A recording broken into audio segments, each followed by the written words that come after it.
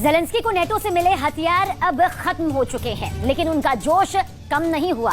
Report मिली है कि रूस में ज़ेलेंस्की के खुफिया मिशन अभी भी जारी हैं। क्राइमिया में तेल डिपो जलाने के बाद पुतिन के दुश्मनों ने एक बड़ा हमला किया और इस अटैक में रूस की एक बड़ी मिसाइल फैक्ट्री जलाकर राख कर दी गई।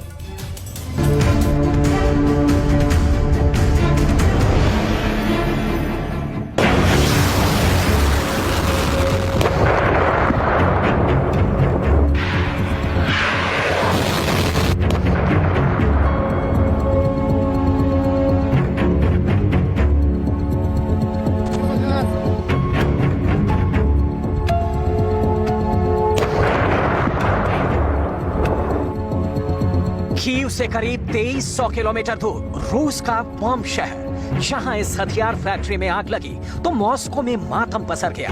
पुतिन टेंशन में आ गए, लेकिन इस आग से ज़ेलेंस्की और बाइडेन के कलेजे को बड़ी ठंडक पहुंची। इस फैक्ट्री की ऐसी क्या खासियत है जहां आग लगने से पुतिन गम में है और उनके दुश्मन बेइंतहा खुश? पूरी कहानी आपको आगे बताएंगे।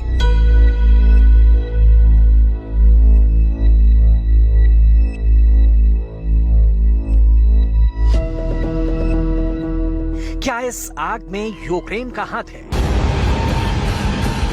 क्या क्राइमिया के तेल डिपो जलाने के बाद ज़ेलेंस्की की हिम्मत इतनी बढ़ गई है कि उन्होंने रूस में घुसकर पुतिन की बेहद अहम हथियार फैक्ट्री को भी खाक कर दिया है? सच जानने से पहले जरा इस आग पर यूक्रेन की सरकार का जश्न देखिए। इस वीडियो को ज़ेलेंस्की के गृह मंत्री के सलाहकार एंटन गेराश्चेंको ने शेयर किया है। करीब 7 सेकंड के इस वीडियो को दुनिया तक पहुंचाकर यूक्रेन की सरकार इतनी खुश है कि मानो उसने रूस से जंग फतह करने का 7वां दरवाजा तोड़ दिया।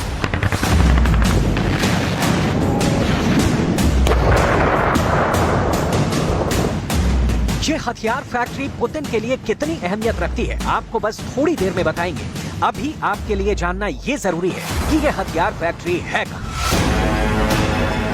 तो ये हथियार फैक्ट्री मॉस्को से करीब 1500 किलोमीटर दूर बॉम्ब शहर में है। बॉम्ब शहर मध्य रूस में है, यानी बेहद सोच समझकर इसकी जगह चुनी गई है। लेकिन इस बेहद अहम हथियार फैक्ट्री में 29 अप्रैल की रात करीब 8 बजे अचानक आग लग गई और फिर देखते देखते आग का दायरा काफी दूर तक फैल गया। धधकती आग और धुएं के गुबार से ऐसा कोहराम मचा कि बॉम्ब से मॉस्को तक सनसनी मच गई। आप इतना जान लीजिए, इस हथियार फैक्ट्री के खाक होने से रूस और यूक्रेन में जंग की दशा और दिशा दोनों बदल सकती है।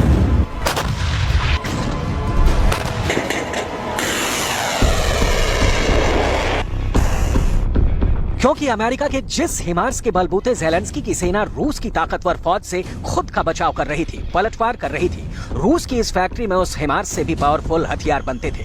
ये रूस की इकलौती फैक्ट्री है जहां हिमार्स को जवाब देने वाले MLRS बनाए जाते थे। इस हथियार और इसे बनाने वाली फैक्ट्री से ज़ेलेंस्की के मददगार इस कदर दहशत में थे कि इस पर पाबंदी लगा दी गई थी।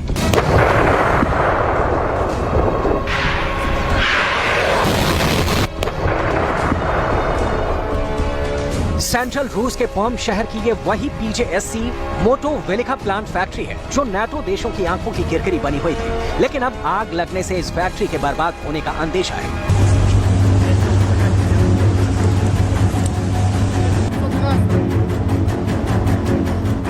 रूस की सरकार के मुताबिक आग पर जल्द से जल्द काबू पा लिया गया। क्रेमलिन का दावा है कि आग से कोई बड़ा नुकसान नहीं हुआ, लेकिन सोशल मीडिया में वायरल तस्वीरों और वीडियो के जरिए पुतिन के इस हथियार फैक्ट्री के पूरी तरह से बर्बाद होने का दावा किया जा रहा है।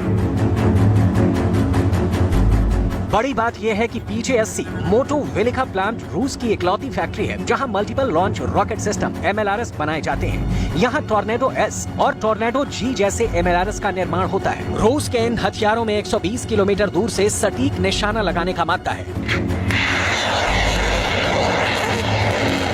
मौजूदा जंग में MLRS का बड़े पैमाने पर इस्तेमाल हो रहा है। ये यूक्रेन के खिलाफ रूस के अचूक हथियारों में से एक है।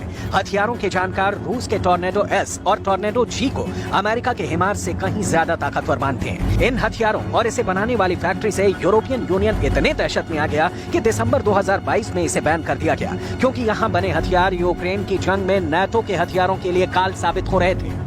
लेकिन अब यहां आग लगने से ज़ेलेंस्की के 50 से ज्यादा मददगारों ने राहत की सांस ली है। यूक्रेन की जंग में रूस नाटो के हथियारों से अकेले मुकाबला कर रहा है। दावे चाहे जो भी हो, लेकिन सच ये है कि ज़ेलेंस्की के हथियार गोदाम खाली हो चुके हैं। नाटो की सप्लाई की रफ्तार धीमी हो चुकी है, जबकि रूस है कि उसका जोर हथियारों के उत्पादन को दोगुना करने पर है।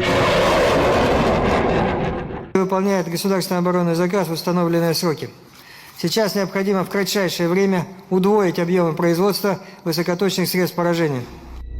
यूक्रेन में रूस के हमले करीब 1.25 साल से लगातार जारी हैं। ऐसे में हथियारों की मांग काफी ज्यादा बढ़ चुकी है। Российских группировок войск в ходе спецоперации во многом зависит от своевременного пополнения запасов вооружения, военной техники и средств поражения. Руководством страны перед оборонным предприятием поставлена задача в сжатые сроки увеличить темпы и объемы производства. ज़ेलेंस्की के लिए पुतिन के बेशुमार हथियारों से मुकाबला करना आसान नहीं है। ऐसे में सवाल ये कि क्या इसी वजह से उन्होंने रूस के हथियार कारखानों को ही निशाना बनाना शुरू कर दिया। जिस दिन पॉम की हथियार फैक्ट्री में आग लगी, उसी दिन यूक्रेन बॉर्डर के करीब रूस के ब्रायांस्क में एक माल गाड़ी पलट गई। रेलवे लाइन पर धमाके की वजह से यह हादसा हुआ। ऐसे में शक की सुर्ख एक बार फिर यूक्रेन की तरफ ही जाती दिख रही है। अभी हाल ही में इसी इलाके में यूक्रेन में गोले दागे थे। इसकी जद में आकर रूस के कुछ लोग भी मारे गए थे। फरवरी 2022 में यूक्रेन में पुतिन ने स्पेशल ऑपरेशन लॉन्च किया। इसके बाद रूस के आरोपों के मुताबिक चाहे पॉम हो या ब्रायांस्क, ऐसे हादसों के पीछे यूक्रेन का ही हाथ रहा। इससे पहले क्राइमिया में रूस के तेल डिपो में ब्लास्ट हुआ, तो इसे भी यूक्रेन का ही हमला बताया गया। बीते कुछ दिनों से क्राइमिया यूक्रेन के टारगेट पर है। आए दिन यहां यूक्रेन की तरफ से ड्रोन हमले हो रहे हैं। 29 अप्रैल को भी क्राइमिया के सेवेस्तोपोल में बड़ा ड्रोन हमला हुआ। निशाने पर रूस का बेहद अहम तेल डिपो था। यहाँ ड्रोन के टकराते भयंकर धमाका हुआ। धमाके की आवाज इतनी डरावनी थी कि लोगों का कलेजा कांप गया। आग के इन लपटों को जिसने भी देखा वो सन्न रह गया, दहशत से भर गया। ड्रोन हमले के बाद तेल डिपो में आग इतनी भयंकर लगी थी कि करीब 11,000 स्क्वायर फीट का इलाका धू धू कर जलने लगा। ज़ेलेंस्की खुलकर इन हमलों की जिम्मेदारी नहीं ले रहे हैं, लेकिन वो इतना जरूर कह चुके हैं कि यूक्रेन की आर्मी बहुत जल्द रूस पर अब तक का सबसे बड़ा पलटवार करेगी। Дуже сильно допомогло. Ну, ми розуміємо, що так затягувати ми не будемо, і тому ми будемо починати ще до того, як у нас з'явиться F-16 або що ще, ну, заспокоювати Росію тим, що у нас ще нам потрібно кілька місяців, щоб навчатись на літаках, і тільки потім ми почнемо. Ні, так не буде. Ми почнемо і будемо йти вперед. Паралельно, я вважаю, що це. कहा तो ये भी जा रहा है कि यूक्रेन का पलटवार शुरू भी हो चुका है। इसके कई सबूत भी सामने आ चुके हैं, मसलन क्राइमिया, पॉम और ब्रायांस्क। लेकिन सवाल तो ये है कि जब पुतिन अपने सबसे ताकतवर हथियारों को आजमाने पर आ गए तो यूक्रेन का क्या होगा।